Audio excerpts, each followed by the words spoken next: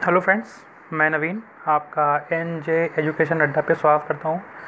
Friend, आज से हम अपनी एक नया सेशन स्टार्ट करने वाले हैं जिसमें जो है जो अभी उत्तर प्रदेश में जो है RVUNL वाली जो वैकेंसी आई है बिजली विभाग में, और जो DRDO के जो फॉर्म भरे गए हैं उसमें जो टेक्निकल का पोर्सन है और जिसमें जो फिटर ट्रेड मांगी गई है, तो हम फिटर ट्रेड में जो उसके जो थ्योरी है उसको हम कवर करेंगे।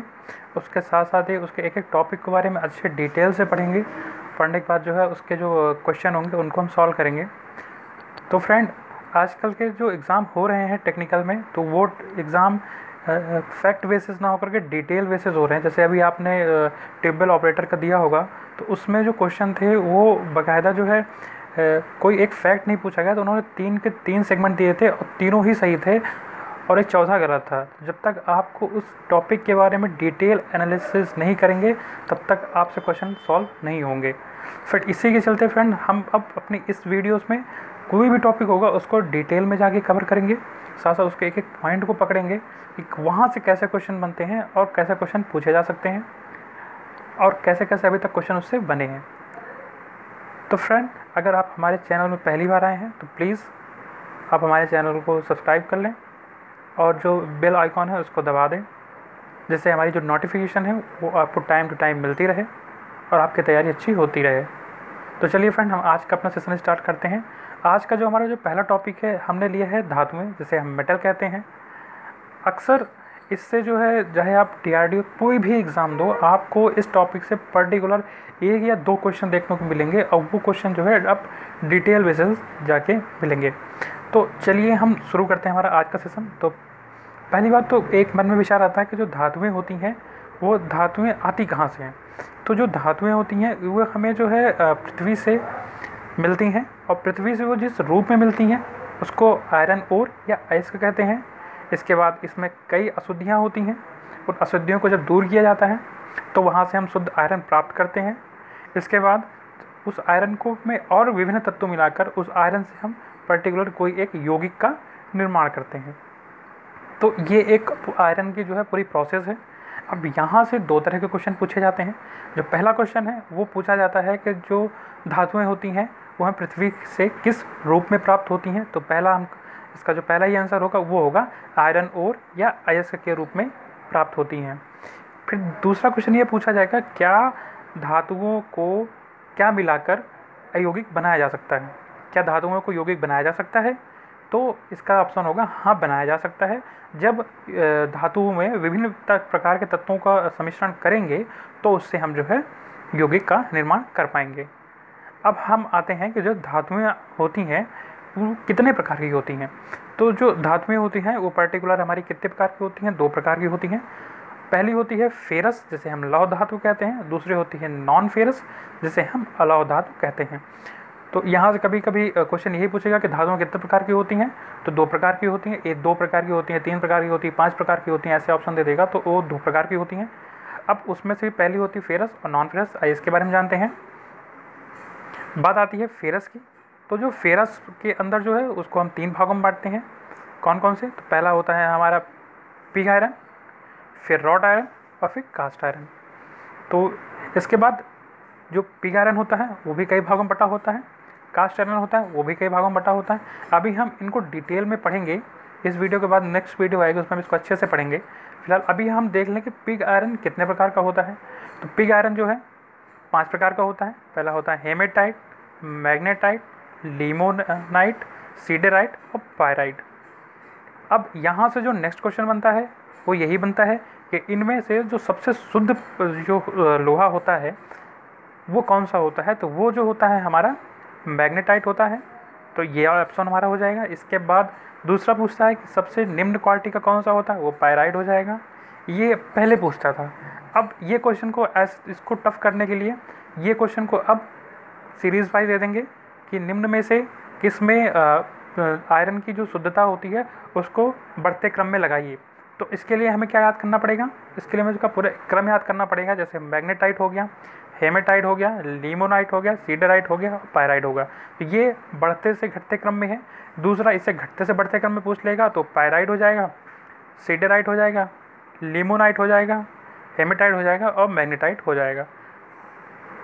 अब इसको आप याद कैसे करेंगे, तो एक छोटी सी ट्रिक है, ये ट्रिक बहुत लोगों को अच्छी नहीं लगेगी, लेकिन एक छोटी सी ट्रिक है जिसमें जो है, इसमें हम ऐसे याद कर सकते हैं कि जैसे जो हम मैग्नेटाइट सबसे अधिक हो, तो इसमें इससे हमने माँ को निकाला तो मैं बना, यहाँ से हमने माँ को निकाल दिया यानी हम मैं।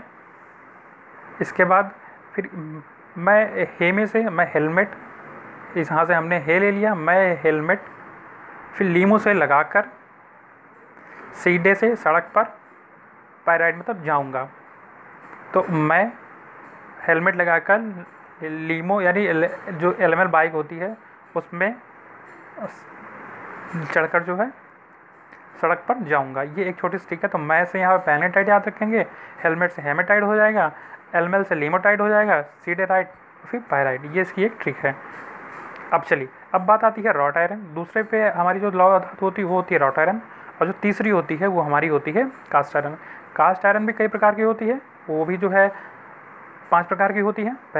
पहला होता है ग्रे कास्ट आयरन, फिर white cast iron, malleable cast iron, mottled cast iron sorry, फिर होता है मेलेबल कास्ट आयरन, और फिर होता है हमारा chilled cast iron.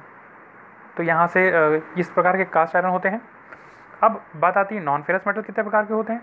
Non ferrous metal बहुत होते हैं, वो जैसे एल्युमिनियम हो गया, जिंक हो गया, कॉपर हो गया, ठीक है, और भी कई चीज़ें हैं जो कई नॉन फेरस मेटल हैं। अब हम बात करते हैं आखिर हम ये पहचानेंगे कैसे कि कौन सी धातु जो है फेरस है और कौन सी धातु नॉन फेरस है। यहाँ से भी एक क्वेश्चन, क्योंकि डिटेल में जाने के लिए आपको इसको जानना पड़ेगा। तो पहली बात तो जो भी धातु होगी वो ठोस अवस्था में होगी, और जो भी जो नॉन फेरस मेटल होंगे वो तीनों अवस्था में होते हैं, यानी लिक्विड में भी होंगे, सॉलिड में भी होंगे और गैस में भी होंगे। पर जो फेरस मेटल होगा यानी जो लौह धातु होगी उसमें पारे को छोड़कर शेष सभी धातुएं जो है ठोस अवस्था में होती हैं। तो यहाँ से एक हमेशा क्वेश्चन बना है कि निम्न में से कौन सी धातु ठोस नहीं होती है। तो जो है पारे को छोड़कर, पारा जो है उसको बिल्कुल छोड़कर सभी धातुएं जो हैं ठोस होती हैं। अब इसको टफ करने के लिए यहाँ से क्वेश्चन दे देगा। पहली बात तो इसके बारे में और फैक्ट देके जो है यही चीज़ पूछेगा। नेक्स्ट पे आते हैं, तो जो हमारा जो फेरस मेटल होता है इनको खींचकर तार के रूप में और पतली चादरों के रूप में यानी सीटों के रूप में बनाया जा सकता है। लेकिन जो हमारे जो नॉन फेरस मेटल है तो ना तो इनको चादर बनाया जा सकता है, ना ही इनको जो है तार बनाया जा सकता है। ठीक है, क्यों नहीं बनाया जाता? क्योंकि इनका जो गलनांक होता है वो जो है काफ़ी कम होता है, तो इसलिए टूट जाती हैं। अब हम बात करते हैं जो फेरस मेटल होता है इनका गलनांक उच्च होता है, और जो नॉन फेरस मेटल होते हैं उसमें कार्बन और सिलिकॉन को छोड़कर सभी का जो है गलनांक क्या होता है, कम होता है। तो ये भी पॉइंट पूछ लेता है। फिर आता है कि जो हमारी जो फेरस मेटल होती हैं जब हम इस पर चोट मारते हैं तो इसमें से कुछ चिट चिट करके आवाज़ आती है, लेकिन जब नॉन फेरस मेटल होता है इसको पे चोट मारते हैं तो इस पर कोई आवाज़ नहीं आती है।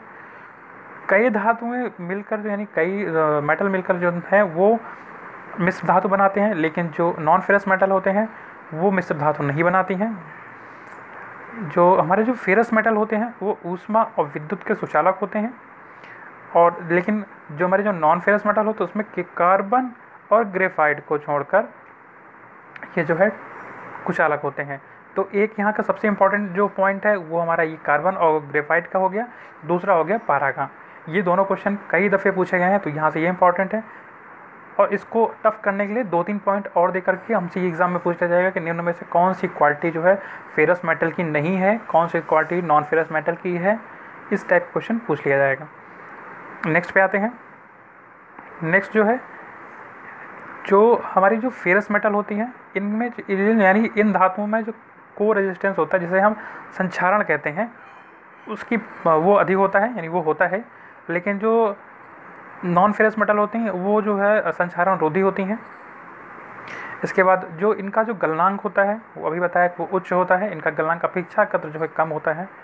जो फेरस मेटल होते हैं यानी जो लौह धातुएं होती हैं ये अक्सर जो है भूरे या काले रंग की होती हैं, लेकिन जो नॉन फेरस मेटल होती हैं ये हमेशा जो है इनके कई रंग होते हैं, भूरे भी होते हैं, काले भी होते हैं, पीले भी होते हैं, लाल भी होते हैं, तो कई रंगों के ये पाए जाते हैं। अधिक कठोरता तथा सामर्थ्य वाले होते हैं, यानी जो फेरस मेटल होते हैं वो अधिक कठोर होंगे और इनमें जो सामर्थ्य होगी वो बहुत अधिक होगी। लेकिन जो नॉन फेरस मेटल होते हैं अपेक्षाकृत थोड़ा सॉफ्ट होते हैं, नर्म होते हैं, कम सामर्थ्य वाले होते हैं। जो फेरस मेटल होगा इसमें सबसे बड़ी क्वालिटी चुंबकत्व की आएगी, यानी उसके अंदर चुंबकीय गुण होगा, और नॉन फेरस मेटल में चुंबकीय गुण नहीं होगा।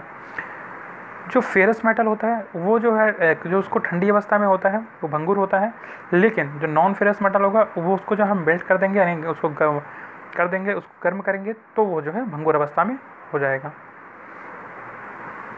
तो फ्रेंड, ये रही मेरी आज की वीडियो, और इस वीडियो से आपको दोनों ही एग्ज़ाम में 1 नंबर का क्वेश्चन आपको ज़रूर मिलेगा। फ्रेंड, अगर आपको यह वीडियो पसंद आई हो तो प्लीज़ हमारे चैनल को लाइक करें, हमारे इस वीडियो को लाइक करें, हमारे चैनल को सब्सक्राइब करें। धन्यवाद। जय हिंद।